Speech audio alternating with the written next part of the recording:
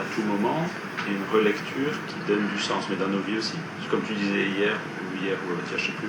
Avant-hier, Mais voilà, je vais pas. C'est après avoir eu. Enfin, le sens n'est pas donné avant. Je vis, oui, après je comprends. Au niveau du destin. Oui, et donc j'avance, je me laisse impulser, j'invente ma vie, j'essaie de trouver un chemin, et puis après je relis et je vois qu'elle a du chemin. Et je rends grâce, parce qu'il y a eu quelque chose qui s'est passé, quelque chose s'est vécu, c'est construit. Je comprends le sens. Oui. Mais c'est pour ça que je dis que ces deux textes-là sont dans des tonalités très différentes, parce qu'on a l'impression que là, dans le premier livre des rois, Élie fait quelque chose pour que ça fasse sens au final.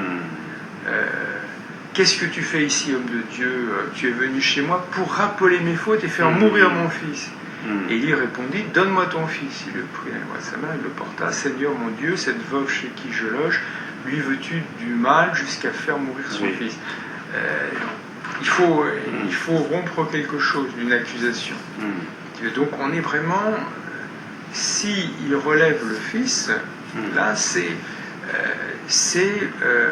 par 3 fois, le Seigneur entendit la prière d'Élie, jusqu'à faire craquer le Seigneur, et il était vivant.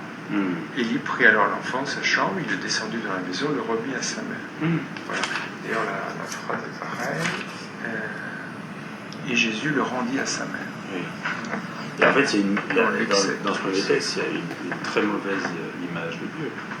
De son envoyé. C'est-à-dire que on pense que Dieu c'est un Dieu mauvais. Et même Élie se pose la question. Quand il pose la question, quand il dit à Dieu, lui veux-tu du mal, mais quelle est l'image de Dieu? Enfin, tu vois, donc il y a une très mauvaise vision de Dieu. Oui. Lui veux-tu du mal jusqu'à faire mourir son fils. Et de la part d'Élie, ils ne comprennent rien à Dieu. C'est l'idée que chaque chose négative qui arrive est liée à une faute. C'est la et que Dieu peut être... Dieu est mauvais. Dieu est vengeur et il applique la loi. Si tu fais une faute, tu es puni. Donc qu'est-ce que tu fais? Tu es venu chez moi pour rappeler mes fautes et faire mourir mon fils. Lui, il est pour rien en fait. Mais bon. Et du coup, alors que là, on est dans une configuration complètement différente, totalement gratuite, où il y a simplement une fatalité, vraiment du côté du fatum. Cette femme a perdu son fils unique. En la voyant, le Seigneur fut saisi de pitié pour elle, sans préjuger de... on ne se pose plus la question du bien et du mal. Et ni du côté de l'homme, ni du côté de Dieu. Il y a juste la surabondance de l'amour de Dieu qui se dévoile en Jésus. Donc un amour qui aime et les bons et les méchants. Et qui vient nous rejoindre dans... Un amour double, parce que non seulement il n'a pas fait mourir son fils, et en plus il le relève. Et en plus il le relève. Au moment où vraiment il est pris de pitié pour cette femme. Mais c'est là où il dépasse Élie. Voilà, c'est ce que je pointe depuis le début. Oui, mais il le dépasse et en même temps, il le rappelle. Il le reprend. Si vous, il pose les mêmes gestes que lui, mais il donne un sens différent. Mais c'est ça qu'il y a une nouvelle Élie. Mais il est une nouvelle Élie, non pas à nouveau, mais un nouveau. Un nouvel Élie. Un nouveau, un très Élie. différent. Oui. Très différent. Qui ouvre toute une autre manière de voir Dieu et son rapport avec nous. Je trouve ça, vraiment le parallèle est frappant. C'est ce qui me. Au-delà, c'est vraiment de se dire. C'est à la fois continuité et rupture. Il s'inscrit dans une histoire et en même temps il casse ce qu'il y a de faux là-dedans. Mais ça pose vraiment la question de nos actions gratuites, c'est-à-dire une action bonne, sans préjuger de la culpabilité, enfin je veux dire une éventuelle culpabilité de celui à qui ça arrive, et sans gloire non plus. Il a vraiment simplement pris, voilà, par cette phrase, fut saisi de pitié et lui dit ne pleure pas. Il a cette envie de pure bonté, comme c'est un geste qui est vraiment très très différent dans l'esprit, même si évidemment ça fait écho, c'est écrit, mais vraiment le texte de Luc est tellement différent dans son fond, quoi. Fond même si l'action est la même. La même action, le sens est différent. Le sens, et ça nous pose une énorme question pour nous, parce qu'effectivement on n'est plus du tout, alors on n'est plus juif pour le coup. Alors, plus dans ce qu'est-ce que j'ai fait au bon Dieu pour que, mais devant quelque chose qui survient, qui est possession, et qui peut-être ne survient que pour que le Christ soit saisi de pitié et dise ne pleure pas. C'est-à-dire que ça s'offre là. Dire la mère était veuve, elle demande rien. Et en fait, là je comprends un peu moins ce que tu viens de dire juste à l'instant, parce que ça survient, parce que ça survient. Il n'y a aucune raison à ce que ça survienne.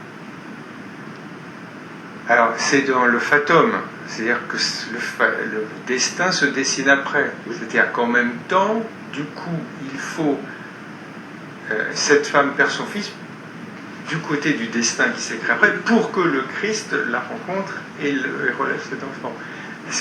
Il relève son fils. C'est ça le destin, c'est-à-dire qu'il se lie à l'envers.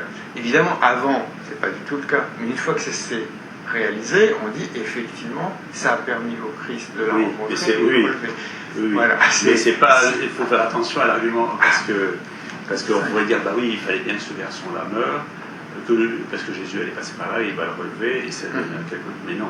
Ça, c'est pas juste. C'est effectivement compliqué. C'est la lecture du destin. C'est-à-dire de dire il n'y a pas de destin, une lecture purement littéraire rétroactive qui dit effectivement, mais on le fait beaucoup. C'est-à-dire combien d'actes qui en fait sont tout à fait fortuits, on va les réintégrer dans notre destin comme s'ils étaient prédestinés. Oui, ben, tu sais, moi je vous dis ça. Par exemple, une maladie. Ben, tu vois, j'ai eu quelqu'un qui a été opéré dernièrement, une opération assez grave sur Paris, parti d'Angoulême pour un monsieur âgé. Et il me dit, oui, mais tout ce qui arrive, c'est parce que Dieu le veut. Donc, mais parce que justement, il va se passer des choses de ce style. Moi je dis non, je suis pas du tout d'accord. Moi je ne crois pas du tout que Dieu le veut. Parce que si vous dites ça, ça veut dire qu'il voudrait ne pas le vouloir, donc vous pourriez ne pas avoir de santé, donc ne pas être opéré, mais Dieu veut bien que vous le soyez. Donc c'est votre destin, et ça va servir à la part de Dieu. Moi je dis, je n'adhère pas du tout à ce que vous allez être opéré, parce que vous allez être opéré, et puis c'est tout. C'est compliqué, hein, parce que ça s'articule, moi, toujours à l'idée de toute puissance de Dieu, car si Dieu ne le veut pas, à ce moment-là, il n'est pas tout puissant. Mais on a, voilà. Mais parce qu'on... Il ne veut pas rentrer là-dedans. Je ne pense pas que notre Dieu, a le pouvoir de dire je veux ou je ne veux pas que ça t'arrive. Je ne crois pas du tout. Il ne va pas intervenir dans ce cadre-là, dans les causes premières.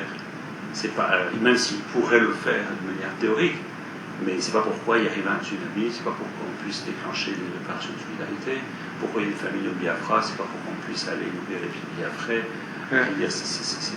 Et Dieu serait intervenant dans tout ça en laissant faire pour qu'on on puisse faire des choses. Mais non. Moi, je me promets. Et pourquoi le Christ est crucifié? Parce que le Père le veut bien. Mais non, c'est pas vrai. Le Père ne veut pas. Le Père veut que le Christ aille jusqu'au bout de son engagement pour ce qui est vrai. Mais il ne veut pas que son fils meure. C'est fou. Ça ne veut rien dire. Dieu ne veut pas ça. Il veut que le Christ ne trahisse pas son contrat avec le bien.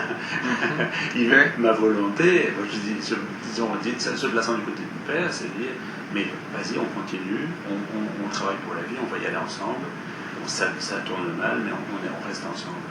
Et c'est pas sa volonté que le Christ meure. Pas plus que le fils de cette femme-là. On dit, je vais le laisser mourir parce que mon fils va tout passer et puis il va arrêter le problème. C'est magnifique. Tu vois, je crois qu'il faut vraiment absoudre Dieu de tout ça parce que c'est pas son truc, quoi. C'est un sujet complexe. Hein. Moi, je crois que Dieu n'est pas du tout dans les causes premières. Tu vois, la maison s'effondrait là, et alors, bah oui, ça donnera l'occasion aux pompiers de nous sauver, et c'est pour l'œuvre de Dieu, la gloire de Dieu. Maintenant, ça s'affronte, c'est tout. Hein. On a construit sur un terrain. Oui, et tant mieux si on nous sauve, et tant mieux si les pompiers peuvent faire leur belle œuvre, parce qu'ils font faire leur acte d'amour et de service normal des pompiers, et ils vont nous sauver, c'est très bien. Mais c'est pas Dieu qui a permis que la maison service une fois pour qu'un pompier puisse faire une belle œuvre. Voilà, je pense qu'on est encore trop dans l'idée d'un Dieu mécanique. Un Dieu qui serait cause première. Il y a de quoi réfléchir. Non, je pense qu'il cause première de rien du tout. Mais c'est peut-être pas la vie. Est-ce que c'est la vie de tous les chrétiens, ah ben non, et même du catholiques papes, et de tous les évêques et tout ça, je n'en suis pas sûr. Voilà, parce que moi là, je dis ce que je crois. Oui, mais là tu parles, voilà. Je dis, tu parles en tant que personne, en tant que je. Voilà. Oui. Voilà. Oui, bien sûr. Non, mais je préfère l'entendre comme ça, parce que c'est un discours, moi, qui me va bien, que Dieu ne soit pas cause première. C'est-à-dire que les événements surviennent et après, nous entraînent dans une aventure. Oui, absolument. Voilà. Et qui est absolument imprévisible. Mais qui n'est pas forcément... effectivement, quand tu dis la maison s'écroule, effectivement, si cette maison, on l'a mal construite et qu'on l'a faite sur un terrain glissant, elle va s'écrouler. Alors, il est possible que ça donne l'occasion à des gens de se surpasser pour nous sauver. Et Dieu pourra les habiter, par exemple, s'ils s'épuisent physiquement pour y arriver, qu'ils vont y arriver, même s'ils n'y arrivent pas, de toute façon, l'effet était le même, ils se seront quand même épuisés par justesse, quoi. Enfin, et bien Dieu habite ça je suis bien d'accord. Mais il va pas, il n'est pas dans les événements. Moi je pense pas que Dieu est dans les événements. Il est dans la manière, dans l'alliance avec les personnes pour vivre les événements. Mais il n'est pas dans la cause des événements, ni en passif, ni en actif. Et tu vois, on pourrait dire, Dieu, quand on dit Dieu permet, ça veut dire, bon, c'est pas lui qui a créé l'événement, il s'est créé tout seul. Mais Dieu aurait pu arrêter. Ben, moi j'adhère. De moins en moins j'adhère à ça. C'est pas son rôle. Non, il est à l'intérieur de moi, à l'intérieur de toi, à l'intérieur de chaque être, comme possible alliance pour aller jusqu'au bout de ce qu'on a à vivre. Soit si on est victime, soit si on est acteur, mais il est notre force, notre paix, notre enthousiasme, notre endurance, enfin il est de ce côté-là, du côté d'une capacité en nous de vivre divinement toute chose. Et pas cause première. C'est bien. Bah non. Enfin, c'est ce que je perçois, si tu veux. Mais c'est bien de le nommer comme ça. Tu vois, j'ai dit d'ailleurs à des gens, même c'est la question justement de la vocation. Quelqu'un, on était avec, parce que c'est sur tous les plans. Pourquoi je suis prêtre? Est-ce que c'est la volonté de Dieu? Je crois que c'est la volonté de Dieu, dans le sens où Dieu aurait décidé à un moment ou à un autre d'influer ma vie dans ce sens-là. Non. Je crois qu'à un moment, en dialogue lui et moi, on a décidé ça ensemble. Il n'y a pas de prédestination, j'ai pas de prédestination à être prêtre, ici ou ça. Tu vois, c'est une création permanente qui aboutit à telle ou telle chose. Qui s'invente en fonction des événements, des accidents de la vie. Bon, ça se passe dans les choses positives et dans les choses négatives, pareil. Il y a toujours, c'est comme une création, quoi. Enfin, c'est comme ça que je ressens la chose. Oui, mais ça. Donc il n'y a pas de destin. Donc il n'y a pas de destin. Il y a une invention.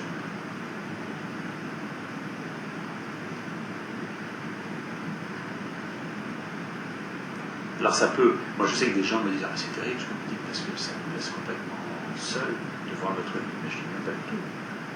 C'est le contraire, on est accompagné. On est accompagné pour faire face aux événements. Face aux survenus. Oui, c'est ça. Comme une inspiration, tout ça. Jusqu'au dernier souffle, on est accompagné pour que même le dernier souffle puisse être créatif. C'est en alliance. marrant parce que si on fait les parallèles, je pense au médecin, le médecin accompagne le patient dans la prise en charge à tous les niveaux, mais il n'est pas cause première de la maladie, je le sache. Alors il peut inspirer le patient pour que le patient ne rencontre pas la cause première, comme de ne pas fumer, de ne pas être en surpoids, enfin déjà des règles d'hygiène. On peut inspirer, c'est-à-dire être inspiré que construire une maison dans un torrent d'un ruisseau, que ça va mal se terminer. Je dis ça, mais après, c'est ce qu'ils ont fait dans le Midi ou dans le Breton. Et après, ils se disent, le Seigneur, il a été méchant, il a tué toute la famille, mais il a construit ta baraque. Donc, je veux bien t'aider, mais prends un billet. Tu te rappelles, moi gagner au loto. En même temps, c'est au-delà de toi, le ciel t'aidera. Effectivement, il nous aide à tous les moments, mais les causes premières, au final, c'est nous qui les faisons. C'est pour ça que pour moi, la prière d'intercession n'a de sens que sur l'être intérieur des personnes, pas sur les causes extérieures, pas sur les choses extérieures. Par rapport au cancer, par exemple, je suppose que d'une certaine manière, d'une manière ou d'une autre, il est possible qu'il y ait différentes réactions du corps selon l'état intérieur des personnes. J'en sais rien, je suis pas médecin, mais bon, peu importe. Mais ce serait qu'à ce niveau-là, ou alors de bien mourir, ou ça. Mais c'est pas la prière d'intercession pour un cancéreux qui va faire que le Seigneur dit alors je veux bien interrompre le cancer puisque vous avez bien prié. Vous êtes 387, ça. Voilà, donc on va faire des métastases. Voilà. Ou alors Dieu déciderait que pour la gloire, pour sa gloire et pour le bien, il décide que telle personne, tout ça, tu sais, tout ça, ça s'enchaîne comme ci, comme ça. Je ne vois pas ça. Dans l'idée de Dieu. Là, surtout que ça rejoint des concepts très humains d'accompagnement. C'est-à-dire les accompagnateurs, par exemple, à l'hôpital, ils viennent accompagner les gens pour qu'ils accueillent leur maladie, pour qu'ils fassent face à leur peine à eux, à la peine de la famille, à la charge de travail que ça représente, à tout ça. Mais la maladie, au final, alors, la maladie, elle dépend d'autre chose. Ils ne sont pas cause première ni de la maladie, ni de la guérison. Ils accompagnent et on vit la maladie de façon très différente quand on est bien accompagné, et particulièrement si c'est par le Seigneur. Tu vois, par exemple, on pourrait dire l'affaire de Benoît XVI. Benoît XVI, on pourrait dire que Dieu a décidé que Benoît XVI, arrivé à 85 ans, on suggère qu'il arrête pour que François passe. Parce que François est déjà prêt, puis il va passer devant. C'est pas ça. Moi, je n'adhère pas à ça. Je pense que Benoît XVI, dans sa prière, en dialogue avec Dieu, a vu ses forces complètement s'écraser, et puis son psychisme se déglinguer. Il dit, mais non, et comme ça l'intello, tout ça, il analyse, c'est pas possible. Je démissionne. Résultat, l'autre qui était déjà presque élu la dernière fois, paf, il passe devant. Il a eu le temps de se préparer, puisqu'il a renoncé une première fois, donc il a eu le temps de penser à ce qu'il aurait fait s'il était pape. Donc il est tout à fait prêt, puisqu'il a eu 8 ans pour se préparer. Boum, il passe direct à l'action. Mais c'est pas. Dieu n'a rien, il n'y est pour rien. Enfin, je pense que Dieu n'y est pour rien. Il n'y est que pour l'accompagnement. Dans l'habitation du certain Benoît et dans l'habitation du certain François.